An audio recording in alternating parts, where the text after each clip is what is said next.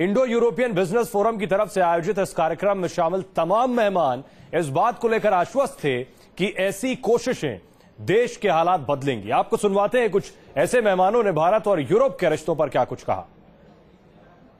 जितना हम आपस में एक दूसरे को समझें, जैसे मैंने बताया कि अपॉर्चुनिटीज कहाँ पे हैं, कैसी हैं, क्योंकि अभी इस वक्त इकोनॉमिक कंडीशन तो पूरे वर्ल्ड की खराब है और ऐसे में डाउनटर्न में थोड़ा मुश्किल तो होती है, पर यूरोप भी उसी स्थिति से गुजर रहा है जहाँ से हम भारत में हम अभी देख रहे हैं। तो ऐसे में बल्कि ये बहुत ज़्यादा ज़रूरी हो जाता है कि हम ऐसे तरीके देखें कि हम इन्वेस्टमेंट को किस तरीके से चैनलाइज कर सकते हैं कि जिसके म्यूचुअली बेनिफिट हो दोनों के ही लिए। We have to mutual dialogue and mutual platforms ऐसा क्रिएट करेंगे तो सारा सॉर्ट आउट होता है। हमारा कमी, हमारा वीक पॉइंट्स, हमारा पॉजिटिव पॉइंट सब कुछ मिलके सब कुछ कर सकते हैं। जो टेरिटरीज हैं, जो हमारे डिफरेंट यूनिट्स हैं इंडिया के, जिनमें डिफरेंट तरह की जो कल्चरल एस्पेक्ट्स है, उनको यूनाइट करके जो बिजनेस एस्पेक्ट हो सकता है, जो आपने सुना है कि जो हिस्ट्री आज डिस्कस हुई है, उसमें एक महत्वपूर्ण बात ये थी कि हमारे पास ऐसे बहुत सारे संसाधन हैं जिनको कि यूरोपियन कम्युनिटी के जो है उनको यूनाइट करके जो बिजनेस एस्पेक्ट हो सकता है, जो आपने सुना है कि जो हिस्ट्री आज डिस्कस हुई है, उसमें एक महत्वपूर्ण बात ये थी कि हमारे पास ऐसे बहुत सारे संसाधन हैं जिनको कि यूरोपियन कम्युनिटी के जो इकोनॉमिक कम्युनिटी के कंट्रीज हैं और भारत के साथ उनके लंबे रिलेशन हो सकते हैं। चलिए, एक्सपर्ट्स मानते हैं इन रिश्तों से हालात बदलेंगे। हमारे साथ मार्केट एक्सपर्ट और अर्थशास्त्री आकाश जिंदल है, उनसे जानेंगे क्या वाकई हालात बदलेंगे। उससे पहले आइए आपको बताते हैं कि इंडो यूरोपियन बिजनेस फोरम आखिर है क्या और इसका मकसद क्या है। इंडो यूरोपियन बिजनेस फोरम क्या है? इंडो यूरोपियन बिजनेस फोरम यानी IEBF एक गैर सरकारी संस्था है जिसकी स्थापना 2007 में हुई थी। इस स्वतंत्र संस्था का जोर भारत और यूरोपियन यूनियन के सदस्य देशों में निवेश के आदान प्रदान पर रहता है। ये संस्था यूरोप के देशों और भारत में लगातार सम्मेलन कराता रहता है जिसमें बिजनेस से जुड़े कारोबारी, राजनयिक और संबंधित मंत्री हिस्सा लेते हैं। इन सम्मेलन का मकसद कारोबारी रिश्तों के साथ साथ जानकारियों के आदान प्रदान और व्यापारिक नेटवर्क को बढ़ाना है। IEBF में कौन कौन है?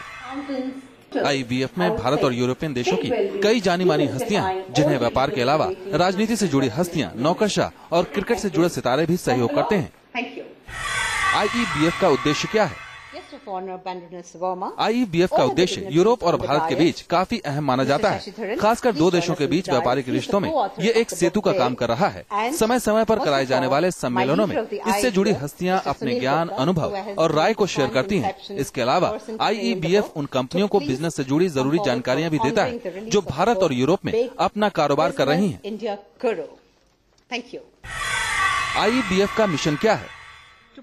इंडो यूरोपियन बिजनेस फोरम का मुख्य उद्देश्य भारत और यूरोपियन देशों में निवेश को बढ़ाना है, साथ ही भारत और यूरोपियन यूनियन के देशों की तरक्की में अहम रोल अदा करना है। इसी को ध्यान में रखकर IEBF की तरफ से प्रतिनिधिमंडल दोनों देशों में इस तरह के ट्रेड फेयर, सम्मेलन और प्रदर्शनियां आयोजित करता है ताकि दोनों देशों के बीच एक ऐसा प्लेटफॉर्म तैयार हो जहां दोनों देशों के कारोबारी न सिर्फ आपस में बातचीत कर कारोबार की नई संभावना तलाशें, बल्कि आयात, निर्यात और निवेश के पेचीदा मसलों को भी सुलझा सकें। Team news nation. और मार्केट एक्सपर्ट आकाश जिंदल हमारे साथ लगातार बने हुए हैं। आकाश जी, मुझे याद है जिस वक्त यूरोपीय देशों में मंदी का खासा असर था, खासी मार थी, उस वक्त हम ये कह रहे थे कि हम पर ज्यादा असर नहीं होने वाला। अब जब असर हो रहा है तब हमारे पास क्या दलील है और इस तरह की पहल से क्या हालात बदलेंगे? देखिए, जहां तक यूरोपियन कंट्रीज के ऊपर है उसका इम्पैक्ट हमारे ऊपर उतना ज्यादा नहीं है अभी। मैं मानता हूं, मेरे हिसाब से तो हमारी जो प्रॉब्लम्स है वो सेल्फ क्रिएटेड है। हमारा आज इंटरनेशनल बिजनेस का सबसे बड़ा पार्टनर US है, तो US के साथ हम बहुत ज्यादा बिजनेस करते हैं। यूरोपियन कंट्रीज, चाहे इंग्लैंड हो, फ्रांस हो, जर्मनी हो, उतना ज्यादा डायरेक्ट बिजनेस हमारा नहीं है। तो आज भी यहाँ जो मंदी है उसके लिए तो हम खुद जिम्मेवार हैं।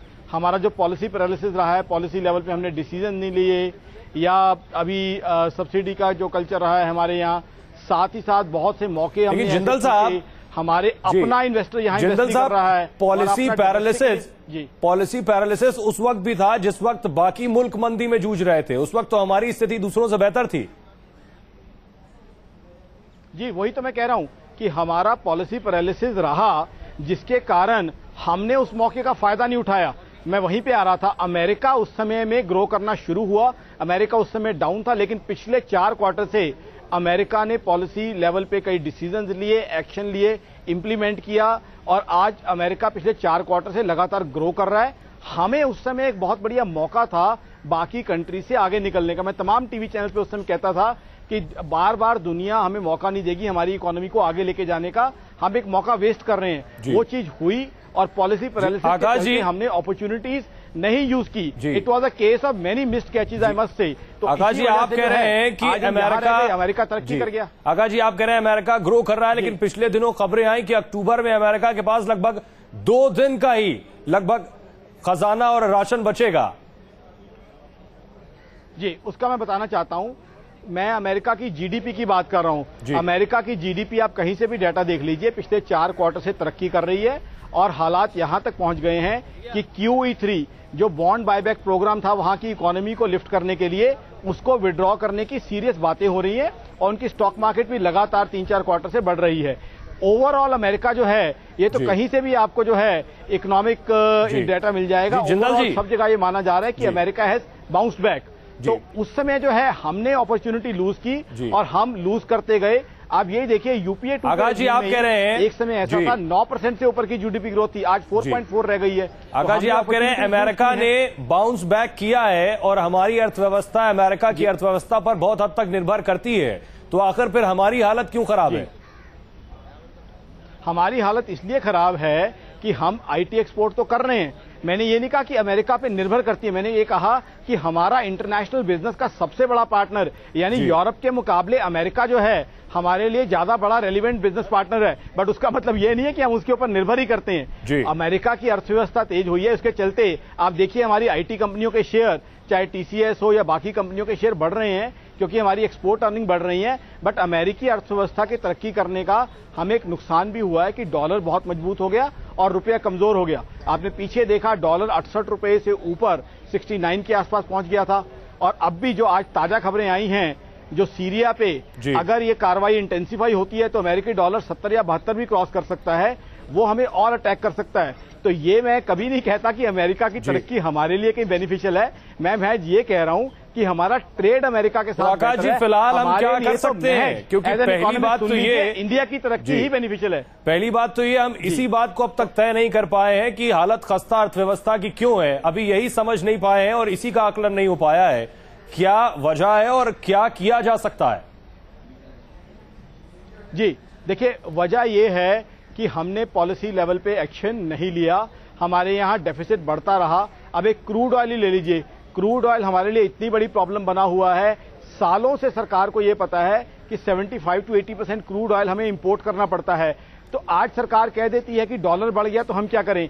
आज तक सक्सेसिव पार्टी की गवर्नमेंट रही है, क्रूड ऑयल के सब्स्टिट्यूट क्यों नहीं तलाशे गए, क्यों एनर्जी की रिक्वायरमेंट के लिए hydel power, solar power, windmill energy नहीं यूज की गई, क्यों कर हमारे जनरेटर्स के लिए इतना डीजल यूज हो जाता है, चाहे किसान मित्र हो चाहे आज के बाजार हो, कि जो है हमें वो क्रूड ऑयल इंपोर्ट करना पड़ता है। तो आई थिंक हमारा जो है एक्शन सही दिशा में रहा ही नहीं है। और सबसे इंटरेस्टिंग बात मैं बताता हूं आपको प्रॉब्लम क्या है। पिछले 4 साल से हम विदेशी इन्वेस्टर की बात कर रहे हैं। मैं आपके माध्यम से पूछना चाहता हूं कौन सा इंडियन इन्वेस्टर है जिसने यहाँ बड़ा ग्रीनफील्ड प्रोजेक्ट लगाया है। हम पॉलिसी पैरालिसिस की आप बात कर रहे हैं ग्रो करने के लिए।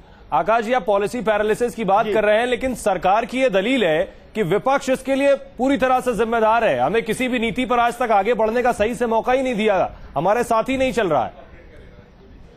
देखिए मैं कुछ हद तक सरकार की बात मानता हूं, विपक्ष ने सरकार का साथ नहीं दिया, लेकिन राज तो सरकार कर रही है ना। अब सरकार तो ये भी कहा गया कि एलाइज ने साथ नहीं दिया। अब मैं एक हिंदुस्तानी नागरिक के नाते पूछना चाहता हूं कि सरकार ने एलाइज का चुनाव खुद किया, मैंने तो आके आपसे प्रार्थना नहीं की थी कि आप इसको एलाइज चुनिए, आपने एलाइज चुने, आप पावर में आए तो उसके बाद एलाइज को मना के या पॉलिटिशियन को या अपनी ऑपोजिशन को परसुएड करके चीजों को आगे लेके जाना। आकाश जी एलाइज के अलावा उनकी दलील ये कि एफडीआई लाते वक्त तो इस जिम्मेवारी को निभाना तो आपकी उदाहरण की तरह अगर ले आकाश जी से कि रिटेल में एफडीआई के वक्त विपक्ष साथ नहीं दे रहा, तो जो पॉलिसी में विपक्ष साथ नहीं है तो आखिर इसे तो पॉलिसी की पूरी तरह से विकलांगता ही कहा जाएगा।